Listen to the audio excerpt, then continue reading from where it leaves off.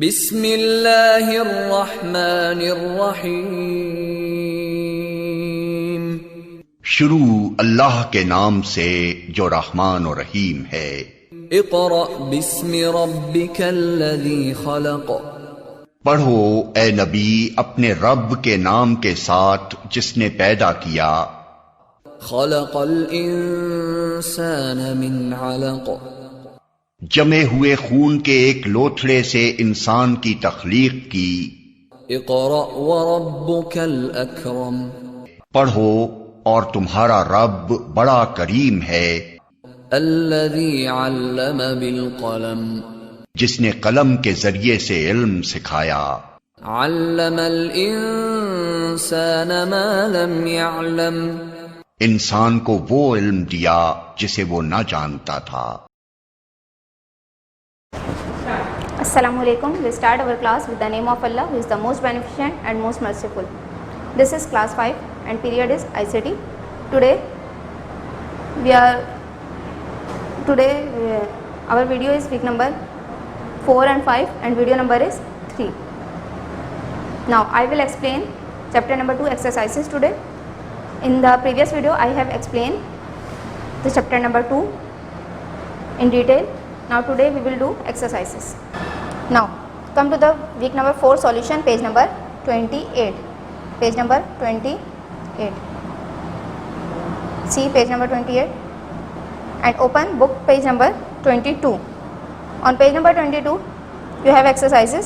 First exercise is objective type question. Objective type question. The first objective type question is a dash is similar to a TV screen. यानी TV screen के जैसा similar क्या होता है आपके पास? Option है आपके पास printer, keyboard, video. Video means visual display unit, जिसे हम मॉनिटर भी कहते हैं। आपको बताया था कि मॉनिटर की स्क्रीन जो है वो बिल्कुल टीवी की स्क्रीन की तरह होती है। The correct answer is video. The second is a printed out is called a dash copy. Printed out जो है वो आपका क्या कहलाता है? सॉफ्ट कॉपी, हार्ड कॉपी या सिंपल कॉपी या नन ऑफ दिस? तो आपका ऑप्शन क्या था इसमें करेक्ट? Hard copy. जो प्रिंटेड आउटपुट आपको मिलता है वो क्या कहलाता है? Hard copy. और जो मॉनिटर पे आपका स्क्रीन पे शो हो रहा था तो वो सॉफ्ट कॉपी कहलाता था। ठीक है। The third is touch screens are used in a/n dash. Touch screen जो है वो कहाँ यूज़ होती हैं आपकी? ATM में, टैबलेट में या बोथ 1 and 2, यानी ATM में भी यूज़ होती हैं, टैबलेट में भी यूज़ होती है। And fourth one is none of this. तो आपके पास टच स्क्रीन जो है वो आपने देखा होगा ATM में भी यूज़ हो रही होती है, ऑटोमेटिक टेलर मशीन जिसे कहते हैं, एंड टैबलेट में भी आपकी टच स्क्रीन यूज़ हो रही होती है। तो आप कौन सा ऑप्शन फिल करेंगे? थर्ड वाला option, both 1 and 2। Now the fourth is the devices through which data and instruction are entered into a computer are called dash। वो डिवाइसेस जिसके जरिए आप डेटा और इंस्ट्रक्शन जो कंप्यूटर में एंटर करते हैं वो कौन सी डिवाइसेस कहलाती हैं? तो these are input devices. Correct option is input devices. Output devices कौन सी थी? जो कि हमारे पास रिजल्ट शो करती हैं on the monitor screen, memory, जैसे आपके पास कंप्यूटर की स्टोरेज डिवाइसेस जो होती हैं। तो आपका करेक्ट ऑप्शन क्या हो जाएगा? Input devices. Now the fifth one is dash is the result और the output given by a computer. जो आउटपुट या रिजल्ट जो हमें कंप्यूटर गिवन करता है, यानी कंप्यूटर हमें देता है, वो क्या कहलाता है? इसमें ऑप्शन है आपके information, instructions, data, none of this. Data तो आपको पता है इंटर करते हैं आप, इंस्ट्रक्शंस जो आप कमांड देते हैं कंप्यूटर को, इन्फॉर्मेशन आपके पास क्या होता है? जो रिजल्ट कंप्यूटर हमें शो कर रहा होता है मॉनिटर स्क्रीन पे। तो इसका आपका करेक्ट ऑप्शन हो जाएगा इन्फॉर्मेशन। यहाँ पे नन ऑफ दिस आपका राइट हुआ है, so you have to correct this answer. You will fill information here. Now come to the descriptive type question. The first one is what type of memory is known as non volatile memory? non volatile memory किस type की memory है? what type of memory is known as, किस type की memory को हम non volatile memory कहते हैं? तो आपको बताया था वोलेटाइल और non volatile memory in the previous lecture. Secondary memory is known as non volatile memory. Secondary memory जो होती है वो नॉन वोलेटाइल मेमोरी कहलाती है। ठीक है। Now B part is arrange in ascending order the following unit of memory. ये memory के यूनिट्स दिए हैं जिनको आपने असेंडिंग ऑर्डर के हिसाब से अरेंज करना है, तरतीब देना है। ये आपको पेज नंबर बुक के 17 पे दिखाया गया था। You can see book page number 17, table 2.1। तो सबसे पहले आपका किलोबाइट होता है, देन मेगाबाइट होता है, देन गीगाबाइट होता है, देन टेराबाइट होता है, एंड देन पेटाबाइट होता है। तो इसके हिसाब से आपने इसको ऑर्डर में अरेंज करना है। आपके पास टेराबाइट, गीगाबाइट, किलोबाइट और मेगाबाइट दिया हुआ है, तो इस टेबल को देखते हुए आप इसको अरेंज कर लेंगे। सबसे पहले आपके पास किलोबाइट आ जाएगा, then megabyte, then gigabyte and then terabyte. Now come to the page number 31। on content solution, page number 31.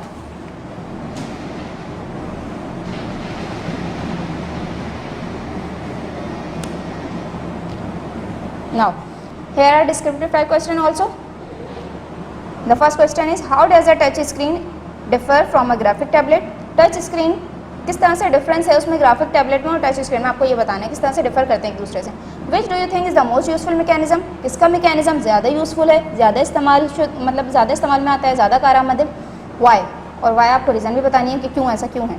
सबसे पहले तो आप टच स्क्रीन और ग्राफिक टैबलेट को डिफाइन कर देंगे. Graphic tablet allows the computer user to draw image by hand with a special pen called stylus. Graphic tablet जो होता है वो अलाउ करता है कंप्यूटर को to draw images. Computer user जो होता है उनको अलाउ करता है कि वो इमेजेस ड्रॉ कर सकें बाय हैंड, हाथ के जरिए, and with a special pen called stylus. एक स्पेशल पेन जो आपको बताया था कि ग्राफिक टैबलेट के लिए एक स्पेशल पेन यूज़ होता है, वो क्या कहलाता है? स्टाइलस. तो ये इसमें ग्राफिक टैबलेट को यूज़ करने का तरीका है. टच स्क्रीन में क्या होता है? A touch screen is a computer display screen that recognize touch input. Touch screen जो होती है वो एक ऐसी डिस्प्ले स्क्रीन होती है जो कि टच इनपुट को रिकॉग्नाइज करती है. यानी अगर हम बाय फिंगर अगर हम टच करें उसकी स्क्रीन को तो वो इनपुट जो है हम अपने पास इंटर कर लेंगे. The user interact with the computer bye touching words picture on the screen. User जो है इंटरैक्ट होते हैं कंप्यूटर से bye touching words pictures on the screen. यानी स्क्रीन पे जो आपके पास वर्ड्स आ रहे होते हैं, पिक्चर्स आ रहे होते हैं, उसको सिर्फ आपने टच करना होता है और सिंपली आपके पास वो पिक्चर ओपन हो जाती है. ठीक है, तो टच स्क्रीन को ज़्यादा यूज़ इसमें, जबकि आपके ग्राफिक टैबलेट में क्या होता था, आपको ड्रॉ करना पड़ता था और फिर आपके पास कंप्यूटर स्क्रीन पे शो होता था. जबकि टच स्क्रीन में क्या है, डायरेक्ट आपने फिंगर रखी और आपका काम आसानी से हो गया. तो आपके पास क्वेश्चन नंबर सी के आंसर में टच स्क्रीन और ग्राफिक टैबलेट को तो बता दिया, लेकिन आगे जो क्वेश्चन है विच do you think is most useful mechanism, इसका आंसर यहाँ पे मौजूद नहीं है कि कौन सा मैकेनिज्म ज़्यादा यूजफुल है और क्यों. तो ये इस क्वेश्चन का आंसर मैं आपको इन द लास्ट बोर्ड पर मेंशन कर दूंगी. इसको आपने इस क्वेश्चन के साथ आंसर के साथ ऐड करना है. इसके आंसर को आपके पास हाफ क्वेश्चन का आंसर इसमें मौजूद है, बाकी के लास्ट का जो हाफ क्वेश्चन है उसका आंसर मिसिंग है. इसमें ये नहीं बताया कि कौन सा यूजफुल मैकेनिज्म है और क्यों है. अभी आपको जब एक्सप्लेनेशन मिली है इसकी तो आपको समझ तो आ गया होगा कि कौन सा यूजफुल मैकेनिज्म है. टच स्क्रीन ज़्यादा यूजफुल है क्योंकि उसे ईजी है यूज़ करना. ठीक है, इसका आंसर रिटन फॉर्म में आप बोर्ड से कॉपी करेंगे in the last. Now E part, does the computer lose all the data it is switch off. क्या कंप्यूटर जो सारा डेटा लूज कर देता है जब अगर उसे स्विच ऑफ किया जाए? Explain your answer. अपना आंसर आपने एक्सप्लेन करना है. तो आपका आंसर है no, the computer does not lose the data because data is save in storage devices and ROM. Computer जो अपना डेटा लॉस नहीं करता क्योंकि वो डेटा जो है सेव हुआ होता है स्टोरेज डिवाइसेस में एंड रोम में. ठीक है, ROM means read only memory, जो कंप्यूटर की अपनी मेमोरी होती है. ठीक है, now the F part is which storage device would you prefer to use homework files. कौन से स्टोरेज डिवाइस को आप प्रेफर करेंगे, यानी आप अहमियत देंगे to use your homework file, अपने होमवर्क फाइल्स होमवर्क करने के लिए. Why do you think this, आपके ख्याल में ऐसा क्यों है? आपने साथ में रीज़न भी बतानी है. I would prefer flash drive to save my homework because it has a lot of space and it is similar enough to be carried. मैं जो है फ्लैश ड्राइव को अपनी प्रेफर करूँगी या करूँगा टू सेव माई होमवर्क, अपना homework save करने के लिए, बिकॉज इसमें जो it has a lot of space, में बहुत ज़्यादा जगह होती है, बहुत स्पेस होती है, and it is smaller enough to be carried, और बहुत ही छोटी होती है. फ्लैश ड्राइव क्या आती है आपकी? यूएसबी की बात हो रही है यहाँ पे. यूएसबी को आपको बताया गया था लास्ट वीडियो में एक्सप्लेनेशन में कि यूएसबी आपकी बहुत ही छोटी सी होती है, उसे आप इजीली कैरी कर सकते हैं in your pocket and in your bag. Okay, now come to the day 3 on Friday. Here are application based question. Book page number 23 and content solution page number is 33. Question number A. Nazia went to her cousin's house. Her cousin was drawing a picture on a flat surface using a pen.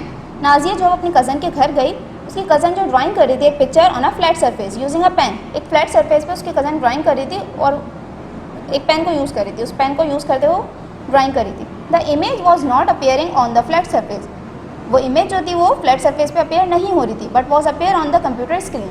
लेकिन वो computer screen पर appear हो रही थी, मतलब show हो रही थी. Now the questions are, name the device he was using. उस डिवाइस का नाम बताइए जो उसका कज़न मतलब यूज़ कर रहा था. तो क्या नाम था उस डिवाइस का? उस डिवाइस का नाम था ग्राफिक टैबलेट, क्योंकि ग्राफिक टैबलेट में ऐसा होता है कि आप स्पेशल पेन के जरिए स्क्रीन पर कोई चीज़ ड्रॉ कर रहे होते हैं, जबकि वो स्क्रीन पर ड्रॉ नहीं हो रही होती, शो नहीं हो रही होती. स्क्रीन पर ड्रॉ तो आप स्क्रीन पर करते हैं, लेकिन वो शो आपकी कंप्यूटर स्क्रीन पर हो रही होती है. तो it was graphic tablet. Now the second is, what is the name given to the special pen attach to this device. इस डिवाइस के साथ जो स्पेशल पेन अटैच होता है उसको क्या कहते हैं? उसको क्या कहते हैं? Stylus. Okay, what is the use of this device? इस डिवाइस का यूज़ क्या है? Graphic tablets are commonly use by artist, artist इसे यूज़ करते हैं, illustrator and graphic designer, graphic designer जो होते हैं वो सब इन्हें यूज़ कर रहे होते हैं इस डिवाइस को। Okay, now come to the in the lab, page number 23, make a collage of various input and output devices. अच्छा, इन द लैब जो है वो आपकी अपनी एक्टिविटी है, आप लोगों को खुद करना होता है, ठीक है। Mostly make a collage of various input and output devices, आपको इनपुट और आउटपुट डिवाइसेस का एक कोलाज बनाना है। कोलाज मीन्स आप एक शीट पे इनपुट और आउटपुट डिवाइसेस की पिक्चर्स पेस्ट करेंगे, या तो पिक्चर्स आप ड्रॉ करें, पिक्चर्स ड्रॉ करें तो ज़्यादा बेहतर है। इनपुट आउटपुट डिवाइसेस की आपको पिक्चर्स कुछ बुक में दी हुई थी, जैसे graphic tablet, touch screen, monitor हो गया, प्रिंटर हो गया, ठीक है। कोलाज बनाने हैं आपको, आप कोलाज में चाहें तो पिक्चर्स पेस्ट भी कर सकते हैं, कलरफुल पिक्चर, या फिर ड्रॉ भी कर लें। You can collect picture from newspaper, आप पिक्चर जो है न्यूज़पेपर से कलेक्ट कर लें, मैगजीन से एंड इंटरनेट से भी आप हेल्प ले सकते हैं, ठीक है। Also make a list of input output and secondary storage devices on card sheet, एक कार्ड शीट पर आपने इनपुट आउटपुट और सेकेंडरी स्टोरेज डिवाइसेस की लिस्ट बनानी है, ठीक है, उनके, यानी also make a list, list means आप उनके नेम लिख लीजिएगा एक कार्ड शीट पर, और उनके आगे छोटी छोटी सी उनकी पिक्चर्स भी बना देंगे, इनपुट आउटपुट और सेकेंडरी स्टोरेज डिवाइसेस की।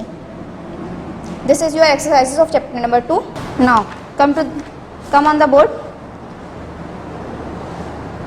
डिस्क्रिप्टिव टाइप क्वेश्चन, जिसका सी पार्ट का आपको कहा था, how does a touch screen differ from a graphic tablet, जो आंसर आपका सॉल्यूशन में प्रेजेंट था, सॉल्यूशन में मौजूद था आपका पेज नंबर 31 पे, बट इट इज इनकम्प्लीट। आगे के क्वेश्चन का आंसर जो मिसिंग था, which do you think is the most useful mechanism, why, which do you think is the most useful mechanism and why, कौन सा मैकेनिज्म आपका useful है और क्यों। तो इसका आंसर आप आगे ऐड करेंगे उसी आंसर के आगे, I think the mechanism of touch screen is most useful, touch screen का जो मैकेनिज्म है वो यूजफुल ज़्यादा है, because it is easy to use, इसको यूज़ करना ईजी है, एंड टाइम सेविंग, और उसमें टाइम भी सेव होता है, सिंपली टच करते हैं आप और आपके पास आउटपुट शो हो रहा होता है, ठीक है, तो इसलिए ये ज़्यादा ईजी है। Chapter 3 name is object in word 2013 में जो आपके ऑब्जेक्ट वर्ड किस तरह से उसका यूज़ होता है 2013 का, ठीक है। उसमें आपके पास दो टॉपिक हम आज पढ़ेंगे, inserting word art and inserting text boxes. The first topic is inserting word art. Now chapter 3 is objects in word 2013. The first topic is inserting word art. Word art is a text styling feature in word 2013. Word art जो एक styling feature है 2013 में। The word art gallery includes different styles that can be applied to any text. Word art gallery में आपके पास different styles होते हैं जो कि किसी भी टेक्स्ट पे आप अप्लाई कर सकते हैं। The shape and formatting characteristics of a word art object are called word art style. जो formatting the shape and formatting characteristic, word art की जो कैरेक्टरिस्टिक्स होती हैं शेप एंड फॉर्मेटिंग की, उसको क्या कहते हैं, are called word art styles. And you have to read top tip also from book page number 25.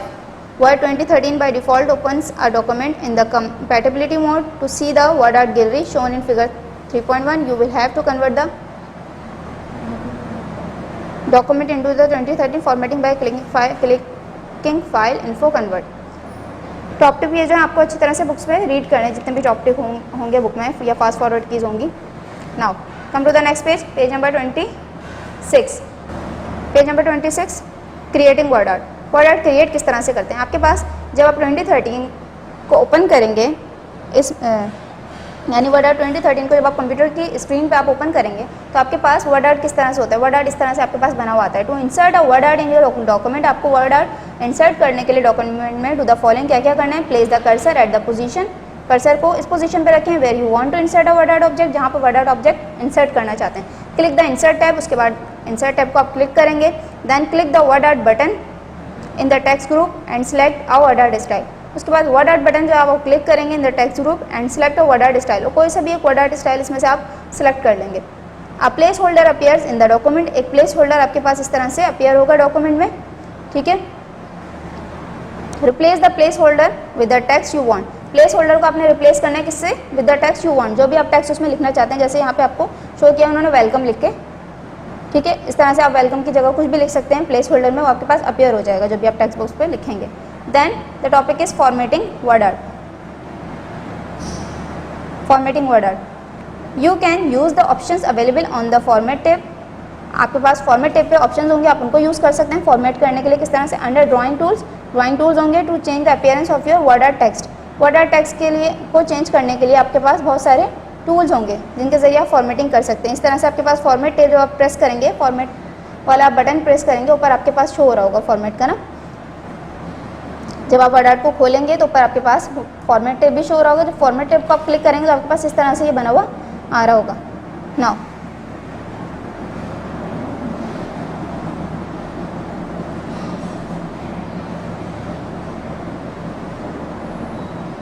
Do the following. अब आपको इसके लिए क्या क्या करना है, select the word art text. Word art text को सिलेक्ट करें जो आपने जैसे लिखा था, वेलकम था जैसे, इसमें आप click the format tab. Format tab को क्लिक करेंगे, फिर आप in the word art styles group. Word art styles group में आपके पास बहुत सारे ऑप्शन होंगे। Click the drop down menu arrow, menu arrow को drop down, click the drop down menu arrow. जब वर्ड आर्ट स्टाइल्स ग्रुप में जाएंगे तो उसके पास एक नीचे छोटा सा इस तरह से एरो बना हुआ होगा। उसको आप जब ड्रॉप डाउन मेन्यू को आप सिलेक्ट करेंगे of the text fill option and select the desire colour. कोई भी आप डिज़ायर कलर सेलेक्ट कर लेंगे, आपका टेक्स्ट जो इस कलर में आ जाएगा, किसी भी कलर में जो आप चाहेंगे। You can also select a gradient fill, और आप जो है ग्रेडियंट फिल भी कर सकते हैं, इस तरह से ग्रे ग्रे ये आपके पास होगा। To change the text outline, outline की अगर आपको टेक्स्ट आउटलाइन, आप to change the text outline, outline के अगर टेक्स्ट की अगर आपको आउटलाइन चेंज करनी है, click the drop down menu arrow of the text outline option and select the desire colour for the outline. Outline के लिए भी आप कोई भी कलर अपनी मर्जी से सिलेक्ट कर सकते हैं। You can also change the thickness and line style dashes if you want outline to be transparent. Select no outline। अगर आप कोई भी आउटलाइन नहीं चाहते तो आप नो आउटलाइन का ऑप्शन सेलेक्ट करेंगे। नो आउटलाइन का भी आपके पास ऑप्शन आ रहा होता है यहाँ पर। To add visual effects to the text, अगर टेक्स्ट को आपने विजुअल इफेक्ट देना है तो click the text effect. Effect मतलब किस तरह से आपके पास शेडो इफेक्ट आ रहा होगा, रिफ्लेक्शन, बहुत सारे इफेक्ट होते हैं, 3D रोटेशन होता है, ट्रांसफॉर्म होता है। यहाँ पे आपके पास टेक्स्ट इफेक्ट दिए हुए हैं तो आप क्या करेंगे, टेक्स्ट इफेक्ट को क्लिक कर लेंगे and select the desire effect, और कोई भी डिज़ायर इफेक्ट आपको जो चाह रहे होंगे वो सिलेक्ट कर सकते हैं। To change the text direction, text की अगर डायरेक्शन चेंज करनी है, टेक्स्ट को रोटेट करना है 90 डिग्री 180 डिग्री, इस तरह से आपके पास ये डायरेक्शन भी रोटेट हो सकती हैं। Click the text direction option on the select desire effect. ये टेक्स्ट डायरेक्शन ऑप्शन आपके पास इस तरह से आ रहा है। To rotate text click and drag the rotation handle, text को रोटेट करने के लिए आप क्या करेंगे, क्लिक करेंगे, यहाँ पर आपके पास इस तरह से यहाँ पे पॉइंट्स बने हुए आ रहे होते हैं, क्लिक करेंगे और उसको ड्रैग द रोटेशन हैंडल, उसको यहाँ पे आप कर्सर आपका आ रहा होगा तो आप उसको जिस तरह से भी माउस को रोटेट कराएंगे तो ये पिक्चर भी आपकी, या आपका जो टेक्स्ट होगा ये भी इस तरह से रोटेट हो जाएगा। रोटेटिंग वर्ड आर्ट टेक्स्ट आपका ये है। Now come to the page number 28।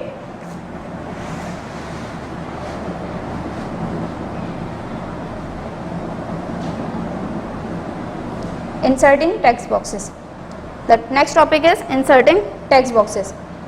Text boxes किस तरह से इंसर्ट होते हैं, ये आपके पास इस तरह से बॉक्सेस बने हुए, इस तरह से टेक्स्ट बॉक्सेस होते हैं। जैसे यहाँ पे ऊपर आ रहा है, ये आपके पास वर्टिकली है, कोई हॉरिजॉन्टली है, इस तरह से टेक्स्ट बॉक्सेस भी डिफरेंट आ रहे होते हैं। Text box can be useful if you want to draw attention to specific text.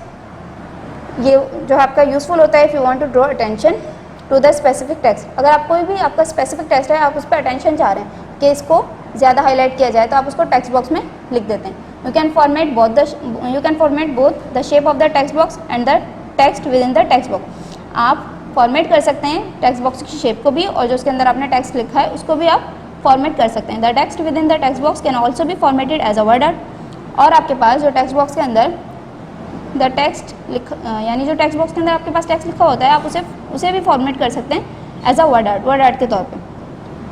Follow the steps given below when you wish to insert a text box in your document. ये steps आपने follow करने हैं। Place the cursor at the position where you want to insert a text box. उसी तरह से जैसे आपके पास word art में था, आपने कर्सर को प्लेस करना है जहाँ पे भी आपको टेक्स्ट बॉक्स चाहिए। Click the insert tab, then आप इंसर्ट टैब क्लिक करेंगे, then click the text box command in the text group. फिर आप टेक्स्ट बॉक्स के कमांड ग्रुप सेलेक्ट करेंगे from the drop down gallery. फिर ड्रॉप डाउन गैलरी में जाएंगे, वही जो एरो आपका नीचे शो हो रहा होता है, ठीक है। Then select one of the styles और ड्रॉ टेक्स्ट। कोई भी आप एक स्टाइल सेलेक्ट कर लेंगे और टेक्स्ट बॉक्स ड्रॉ कर लेंगे। इनमें से आप कोई सभी स्टाइल सेलेक्ट कर सकते हैं, जैसे सिंपल टेक्स्ट बॉक्स है, ऑस्टिन कोट है, ऑस्टिन साइड बार है, कोई भी आप इसमें से सिलेक्ट कर सकते हैं। Click hold and drag the mouse to draw the text box. आप क्लिक करके रखेंगे एंड होल्ड करके रखेंगे यानी माउस को, और ड्रैग करेंगे यानी माउस को आप उस तरह से रोटेट करेंगे जिस तरह से आपको टेक्स्ट बॉक्स बनाना है, जितना आपको लंबा बनाना है, छोटा बनाना है, ठीक है, बड़ा छोटा, तो ये आप पे डिपेंड करता है। Now the 5 a blinking cursor will appear inside the text box एक कर्सर जो है ब्लिंक कर रहा होगा इनसाइड द टेक्स्ट बॉक्स के अंदर एक कर्सर आपको इस तरह से ब्लिंक करता हुआ नजर आएगा। Type the text you want, आप जो भी टेक्स्ट लिखना चाहते हैं आप वो लिखेंगे। If you wish to change the font, अगर आपको फॉन्ट चेंज करना है, साइज चेंज करना है, ठीक है, और कलर तो कुछ भी आप चेंज कर सकते हैं। सिलेक्ट द टेक्स्ट और the text box, click the home tip. आपको जो भी मतलब जैसे अगर टेक्स्ट चेंज करना है या फिर टेक्स्ट बॉक्स का स्टाइल चेंज करना है, कुछ भी चेंज करना है तो आप होम टिप पे जाएंगे and use the font group commands, font group commands को यूज़ करेंगे फॉन्ट पे अपने जो भी फॉर्मेटिंग करनी है उसके लिए। Click anywhere outside the text box to return to the document. अब आप टेक्स्ट बॉक्स जो आपका है उसके आउटसाइड आप क्लिक करेंगे to return to the document, अपने डॉक्यूमेंट पे वापस जाने के लिए, ठीक है। फॉर्मेटिंग का टेक्स्ट बॉक्स, फॉर्मेटिंग का टेक्स्ट बॉक्स किस तरह से फॉर्मेटिंग की जा सकती है। You can change the appearance of the text box, आप टेक्स्ट बॉक्स की अपीयरेंस चेंज कर सकते हैं, यानी मतलब वो जिस तरह का दिख रहा है उसका आप स्टाइल चेंज कर सकते हैं, कलर चेंज कर सकते हैं, and shape of the text और टेक्स्ट की शेप भी चेंज कर सकते हैं। And even add effects like shadows, और आप इफेक्ट्स वगैरह भी उसमें बहुत सारे ऐड कर सकते हैं। द स्टेप्स आर फॉलोज, क्या क्या स्टेप्स हैं उसके। सिलेक्ट द टेक्स्ट बॉक्स, सबसे पहले तो आप टेक्स्ट बॉक्स को सिलेक्ट करेंगे, then click the format tab, then आप फॉर्मेट टिप पे जाएंगे and in the insert shapes group. जब आप फॉर्मेट टिप पे जाएंगे तो आपके पास इंसर्ट शेप्स का ऑप्शन आएगा। इंसर्ट शेप्स ग्रुप को आप सिलेक्ट करेंगे, द एडिट शेप कमांड को सिलेक्ट करेंगे। सिलेक्ट द चेंज शेप, अगर आपको शेप चेंज करनी है तो आपके पास इस तरह से डिफरेंट शेप्स बनी हुई आएंगी, आप कोई से भी शेप कर सकते हैं। जैसे यहाँ पे वेलकम की शेप चेंज हुई है, आपका एक हॉरिजॉन्टल बॉक्स था, रेक्टेंगल शेप का बॉक्स था, आपको बॉक्स की शेप चेंज हुई हुई यहाँ पे नज़र आ रही होगी कि बॉक्स की शेप चेंज हो गई। उन्होंने चेंज इंसर्ट शेप में गए, चेंज शेप ऑप्शन में गए तो वहाँ पे उन्होंने बहुत सारे ऑप्शन है, कोई भी आप अपनी मर्जी से सिलेक्ट कर सकते हैं। आप स्क्वायर फॉर्म में, रेक्टेंगल फॉर्म में, सर्कल फॉर्म में, किसी भी फॉर्म में आप इस अपने टेक्स्ट को ला सकते हैं। टेक्स्ट बॉक्स आप किसी भी तरह से चेंज कर लें। Option in the menu and choose the desire shape in the gallery that opens. Okay, now let us select the wave shape. जैसे इन्होंने वेव शेप सेलेक्ट करी है, ठीक है। The text box will appear in the selected shape, text जो है वो आपका अपीयर हो गया इस शेप में। Now if you wish to rotate the shape, click and drag the rotation handle. Rotation handle जो आपको यहाँ पे दिया होता है इस तरह से आप इसको सिलेक्ट करके रोटेशन भी कर सकते हैं, यानी इसको आपने जैसे अगर इस तरह से डायगोनल वाइज करना हो या वर्टिकल करना हो तो आप यहाँ पे ड्रैग करेंगे, क्लिक करेंगे और उसको ड्रैग कर लेंगे। Now the third point is to change the fill colour. Colour change करने के लिए fill colour, click the drop down menu arrow को क्लिक करेंगे of the shape fill option. Shape के अंदर फिल करने के लिए कलर अगर आपको करना है in the shape styles group में जाएंगे and select the desire colour, और कोई भी डिज़ायर कलर आपको अपनी मर्जी का सिलेक्ट कर लेंगे। If you want to change the outline colour, अगर आपने आउटलाइन का कलर चेंज करना है, मतलब इस शेप का आउटलाइन का कलर चेंज करना है तो click the drop down menu arrow पे जाइए। Again of the shape outline पे जाइए। शेप आउटलाइन आपके पास इस तरह के यहाँ पे ऑप्शन आएंगे, shape fill, shape outline, shape effect. अगर आपको शेप फिल करनी है तो आप यहाँ पे चले जाएंगे। शेप आउटलाइन तो आप इसको सेलेक्ट कर लेंगे। शेप इफेक्ट चेंज करने हैं मतलब शेडो वगैरह देना है तो इसमें चले जाएंगे। आउटलाइन अगर आपको चेंज करनी है तो आउटलाइन पे चले गए इन द सेम ग्रुप में and select the desire colour. To apply visual effects such as shadows, gloss, click the shape effects option, select the desire effect. Now changing shape of the text, ये तो हमने क्या किया था, text box की shape change की थी, wave shape कर दी थी, ठीक है, रेक्टेंगल से। अब अगर हमें शेप चेंज करनी है टेक्स्ट की, जो हमने टेक्स्ट के अंदर राइट किया हुआ है, तो उसके लिए क्या करेंगे, you also have the option to change the shape of the text, make it more attention catching. Now the steps are follows. Select the text box को सिलेक्ट करें और select the text in the text box, और जो select कर सकते हैं आप text को इन द टेक्स्ट बॉक्स के अंदर जो टेक्स्ट है उसको सिलेक्ट कर लें। Click the format tip, again format tip पे जाइए and select the text effect option select करें in the word art styles group में। Now come to the book page number 30।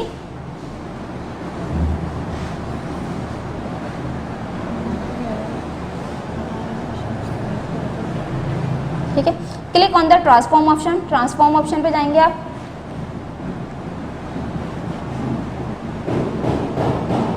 Click on the transform option and select an effect, और कोई भी effect आप select कर लें। आपके पास इस तरह से बहुत सारे इफेक्ट्स आ रहे होंगे। From the sub menu the text will appear with the selected effect, जैसे इन्होंने वेलकम को इस तरह से चेंज कर लिया, वेलकम की टेक्स्ट की शेप जो है वो चेंज हो गई। ठीक है, यहाँ पे आपके पास बहुत सारे ऑप्शन आ रहे होंगे, ये इस तरह से आपके पास बने हुए। ठीक है, तो इन्होंने ये वाला सेलेक्ट किया तो आपके पास जो वेलकम था वो इस शेप में आ गया। नाउ आज का हमारा पेज नंबर 30 तक थी explanation. Now this is the explanation of week number 5,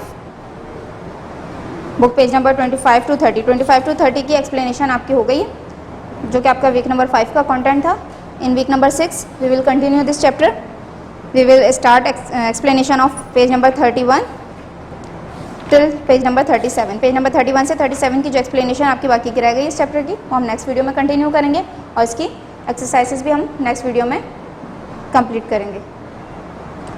now in the last you have to note down your diary. Now these are the diaries which is related to in the lab. Make a collage of various input and output devices. Input और output devices को collage बनाना है, जो कि अभी आपको video में बताया गया, समझाया गया जिस तरह से। Book page number 23। आप मैगजीन से पिक्चर ले लीजिएगा, इंटरनेट से पिक्चर्स प्रिंट आउट निकाल सकते हैं। Also make a list of input output and secondary storage devices on card sheet. Card sheet पर आपने एक लिस्ट बनानी है इनपुट आउटपुट और सेकेंडरी स्टोरेज डिवाइसेस की, जिन पर आप नेम लिखेंगे। कम से कम आप इनपुट आउटपुट 4 डिवाइसेस ले लीजिएगा, 5 इनपुट भी 5, कम से कम 5 डिवाइस ले लीजिएगा। 3 कॉलम्स बना लीजिएगा, एक इनपुट डिवाइसेस का, एक आउटपुट डिवाइसेस का और एक स्टोरेज डिवाइसेस का। और 5 डिवाइसेस आप उनके नेम लिख देंगे और उनकी पिक्चर पेस्ट कर देंगे, ठीक है। अच्छा, ये डिवाइसेस जो है आपकी बुक में तो 2 डिवाइसेस दी हुई हैं, इनपुट भी, ग्राफिक टैबलेट और टच स्क्रीन। तो आपने क्लास 4 में बहुत सारे डिवाइसेस पढ़ी थी इनपुट डिवाइसेस, जैसे कीबोर्ड भी इनपुट डिवाइसेस है, माउस भी, ट्रैक बॉल, ठीक है। तो आप कोई से भी इनपुट डिवाइसेस ले सकते हैं, ज़रूरी नहीं है जो बुक में सिर्फ वो यूज़ करनी। Okay, I hope you got this topic. If you have any problems, so watch this video again. Till then, Allah Hafiz.